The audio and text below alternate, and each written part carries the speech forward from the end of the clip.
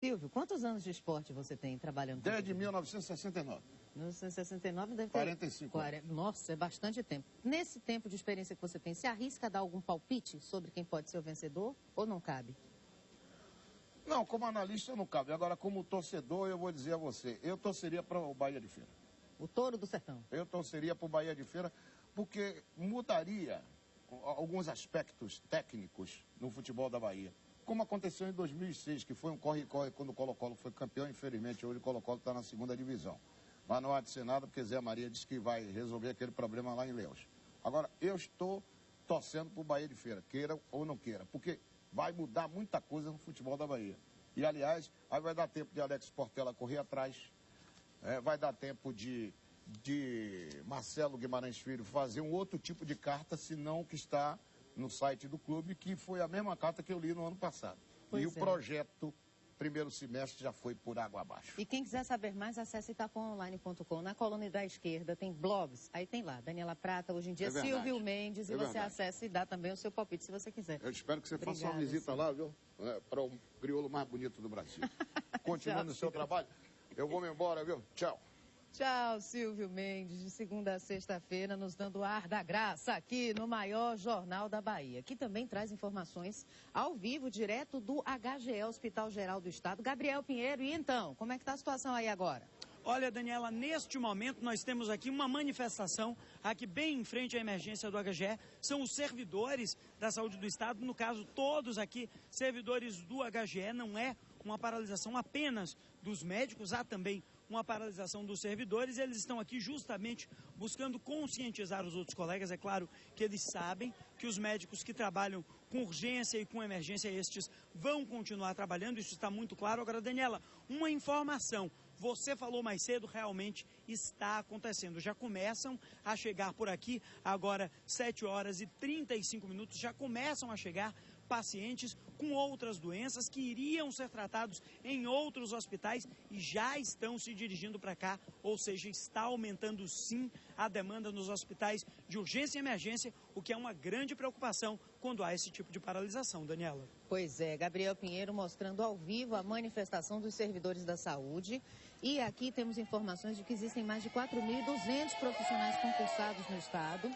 Além desses, existem aqueles que não são contratados diretamente através das organizações que administram algumas unidades de saúde, como o Hospital São Jorge, Hospital do Subúrbio, enfim. Aí a manifestação dos servidores da saúde, que todo mundo quer saber aonde é que vai chegar, já que a greve é por tempo indeterminado, não é, Gabriel Pinheiro? Essa foi a informação que nós recebemos depois da reunião de ontem. O pessoal do Sindimed se reuniu com o secretário estadual Jorge Sola e essa paralisação é por tempo indeterminado. Confere a informação, Gabriel? Confere, Daniela, é isso mesmo. A paralisação é por tempo indeterminado. Médicos e servidores ficam parados por tempo indeterminado até terem algumas das suas reivindicações aí, questão salarial, questão de condições de trabalho atendidas. Mas eles mesmos acreditam, Daniela, que o Estado, a CESAB, deva negociar, até porque o serviço que está sendo paralisado é um serviço fundamental. Eles têm consciência, mas segundo eles, mostramos aí mais cedo na matéria do Diego Barros, não há condições de continuar o trabalho caso não hajam aí algumas alterações, Daniela. Pois é, vamos aguardar aí as negociações e aguardar o que vai acontecer, porque ficar sem a saúde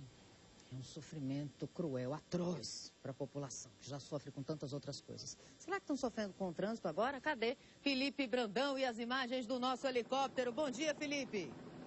Bom dia, Daniela Prata, bom dia a todos os nossos telespectadores do Bahia no Ar. Agora são 7h37 da manhã desta terça-feira e vocês estão vendo imagens ao vivo do trânsito de Salvador, aí na região da LIP, ligação Iguatemi com Paralela. E a informação que a gente recebeu, Daniela, que alguns pontos da cidade, inclusive, agora parece que já está tudo certo, mas mais cedo, há poucos minutos, essa sinaleira estaria com algum problema e isso teria formado maior engarrafamento na região. Não só aí, mas também em outras regiões da cidade. Mas o fato é que aí nessa região do LIP, ligação Iguatemi Paralela, o trânsito está bastante complicado. Você pode observar aí quem está indo sentido o centro da cidade. E também já o nosso cinegrafista já vai mostrando um pouquinho o panorama aí da região de quem está indo aí para a Avenida Tancredo Neves também já vai enfrentando muitos problemas na manhã desta terça-feira. O trânsito vai seguindo bastante tranquilo, bastante complicado, mas vai fluindo. Daí vocês já estão vendo imagens da rodoviária. A gente sabe que a paralisação continua dos rodoviários. Em mais um dia de assembleia da categoria, os nossos rodoviários de Salvador estão nas garagens, eles continuam nas garagens das empresas de transporte intermunicipal, aguardando, né, a chegada de funcionários para o início dessas discussões sobre as reivindicações para esse ano de 2011. E olha, Daniela, de acordo com Hélio Ferreira, que é o tesoureiro do sindicato, a previsão é que os veículos só sejam retirados das garagens a partir das 10 horas. Até lá, os usuários, né, do serviço estão impossibilitados de realizar, por exemplo, viagens entre os municípios baianos. Mas a gente observa que tem, sim, alguns ônibus pela rua, mas a grande parte, né, o efetivo das empresas, os rodoviários, ainda estão discutindo na manhã desta terça-feira. Então a gente sabe que a frota de ônibus não está completa aí na cidade de Salvador. Mas mesmo assim, a gente vê aí que no trânsito na região da rodoviária está bastante movimentado. Aí muitos carros ainda andando bem devagar e os ônibus aí, alguns, né, do efetivo, continuam sim a rodar na cidade de Salvador.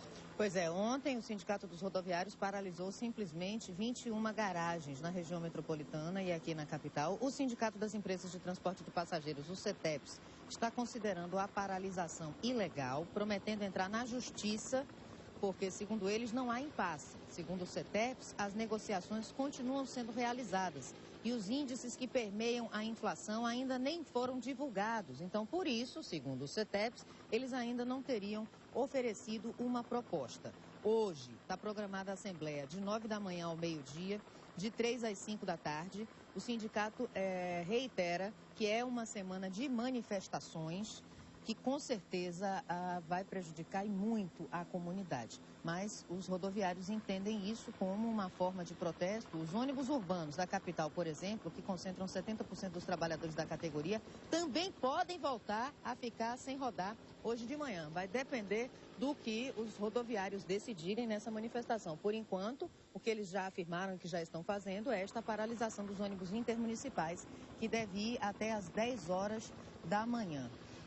Cerca de 2.500 pessoas aqui na capital, com base em estimativas da Agerba, podem ser prejudicadas com essa manifestação que, Felipe, se parece muito com a que aconteceu em 2009. Aliás, todos os anos a gente verifica essa movimentação dos rodoviários com essa mesma maneira de protesto, não é, Felipe Brandão?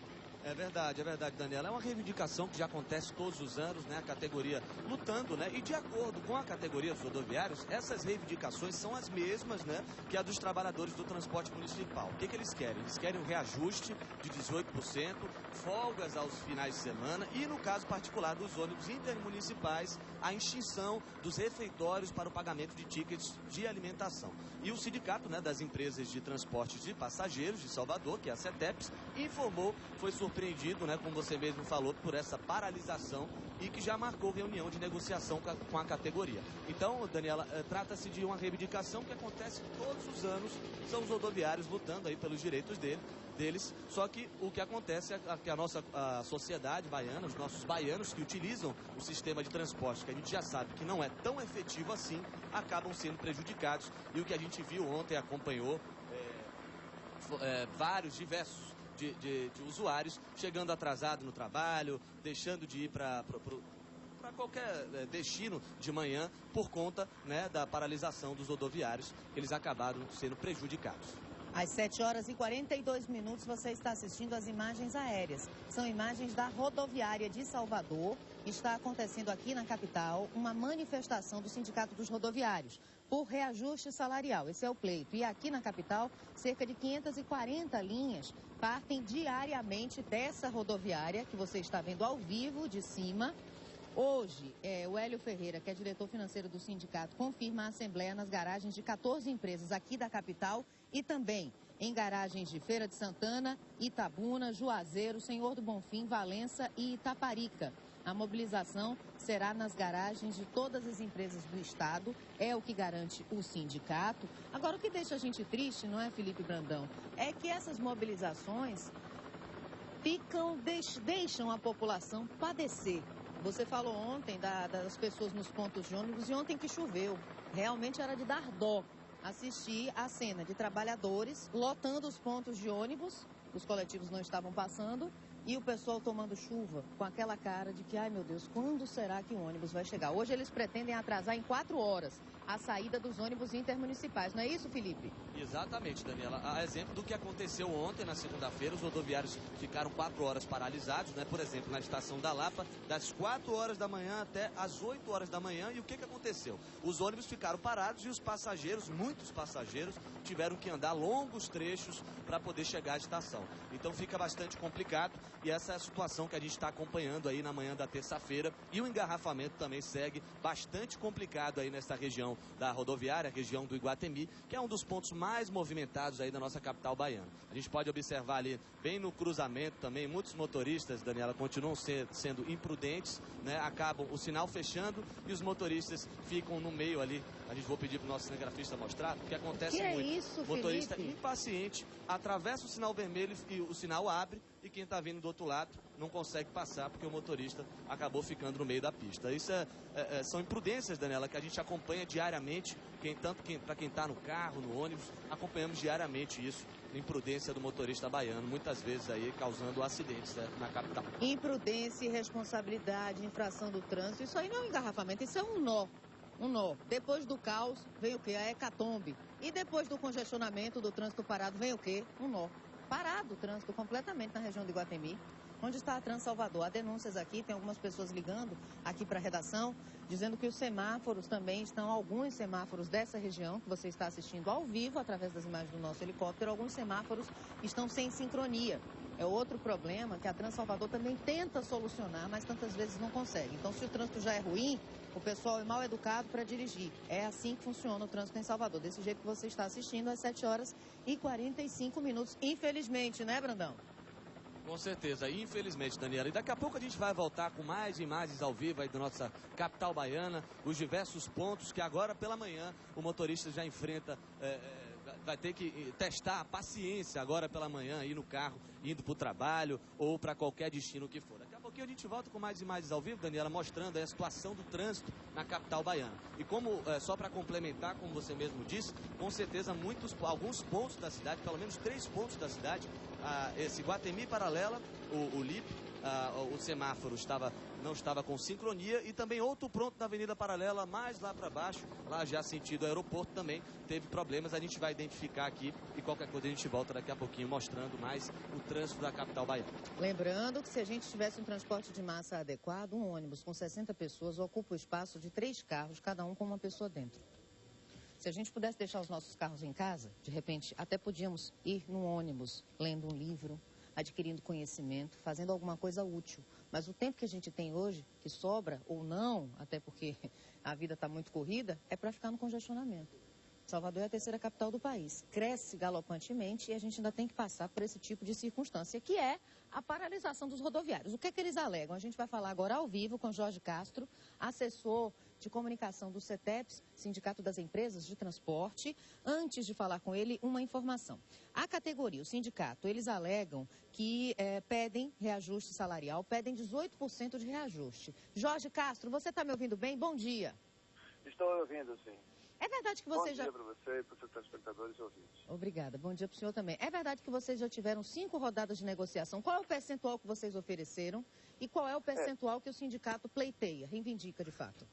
Eu acho que primeiro precisa desfazer aí uma inverdade que o Sindicato dos Trabalhadores está falando, né? Nós fizemos 6 reuniões. Encerramos as reuniões, uma parte das reuniões, na quinta-feira passada, no dia 28. E combinamos, assinamos uma ata, continuar as negociações no dia 5, no dia 10 e no dia 12. Uhum. Aí chegou segunda-feira de manhã, antes de estabelecer o impasse, antes de discutir as cláusulas econômicas, aí o sindicato fez essa paralisação. E o sindicato fez de forma irresponsável, de forma ilegal, até deselegante, porque quinta-feira faz uma reunião conosco, remarca as reuniões para negociar e depois faz o que fez com a população. E, mais grave, além de fazer isso, ele está mentindo para as pessoas. Dizendo que a gente não fez oferta. É claro que não fez oferta, porque ainda faltam algumas cláusulas para serem negociadas. Eles dizem, senhor Jorge Castro, falando ao vivo por telefone aqui no Baianoá, Jorge Castro representando o CETEPS, Sindicato das Empresas de Transporte, eles dizem que não houve acordo, reclamam que não há acordo com o patronato.